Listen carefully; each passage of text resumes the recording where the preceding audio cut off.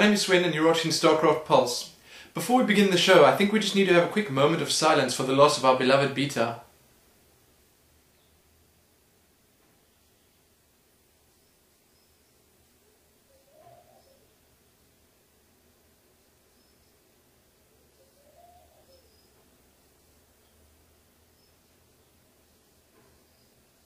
Alright, let's get to it.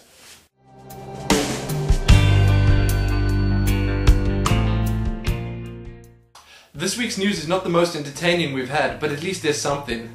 According to an article on the Wall Street Journal, Activision Blizzard spent the ridiculous amount of $100 million developing their RTS sequel, Starcraft 2. If you want some help putting it into perspective, quality games like GTA 4 or Red Dead Redemption only cost about $80 million to develop. So let's hope, for our sake, that Blizzard makes all that money back when they release the game. The guys over at Blizzard have revealed the official system requirements for the retail version of Starcraft 2.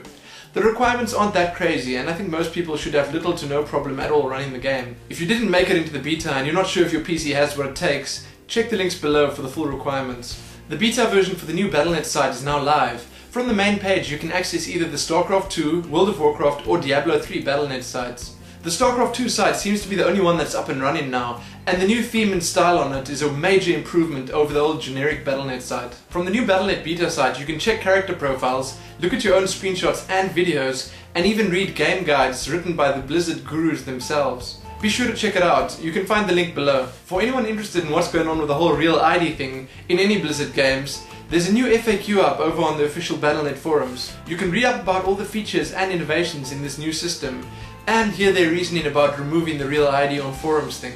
Blizzard recently released a list of all the countries that will receive the retail version of Starcraft 2 on July 27th. Don't be sad if your country isn't on the list though. Blizzard assures us that they are in fact planning on taking over the rest of the world sometime soon. See the full press release in the links below or over at blizzard.com. According to a quote from an official over at Blizzard, after you purchase and register Starcraft 2, you'll be able to download the game in all available languages. I guess that is pretty useful, and a lot of players will let out a sigh of relief upon hearing it. There's also a full activation FAQ in the links below. Are you at all interested in the new Starcraft 2 novel Heaven's Devils by William C. Dietz? Do you like building extravagant and intricate sandcastles? Well then this competition is just for you. Between now and the 26th of July, the guys over at Kotaku want you to build a video game themed sandcastle for the chance to win one of 10 of the Starcraft 2 novels. It sounds like great fun, and if you have access to a beach you should definitely give it a go.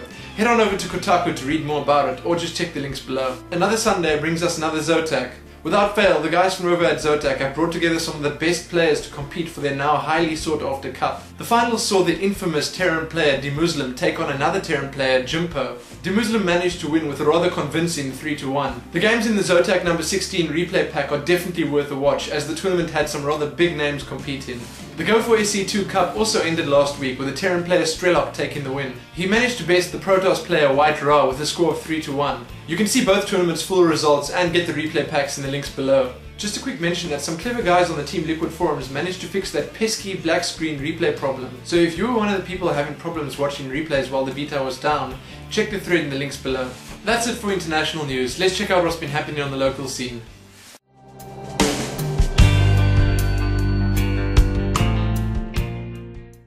The 8 players set to compete in the Starcraft 2 launch event at the end of the month have been revealed. The lucky invitees are Dreamer, Chase, Kreeflever, Angry African, McNoob, Rubilak, Jax, and Alcardu.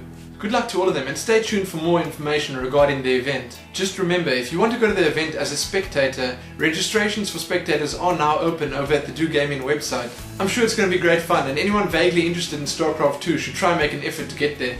As the launch of StarCraft 2 approaches and players ready themselves for the first StarCraft 2 exhibition event, 4Pooled will be bringing you the lowdown on all the players participating.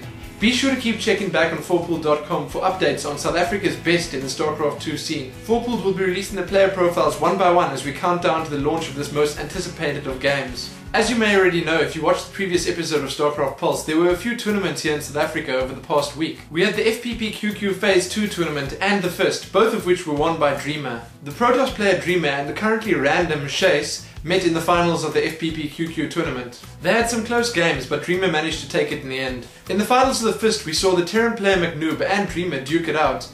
McNoob's cheesy strategies were not quite enough to take down Dreamer's calm and collected playstyle. Dreamer managed to take it 2-3.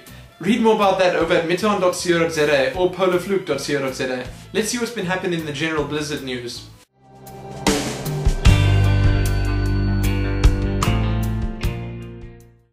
There are some big things happening in the World of Warcraft community. The hugely popular MMO Champion website has been acquired by Curse Gaming.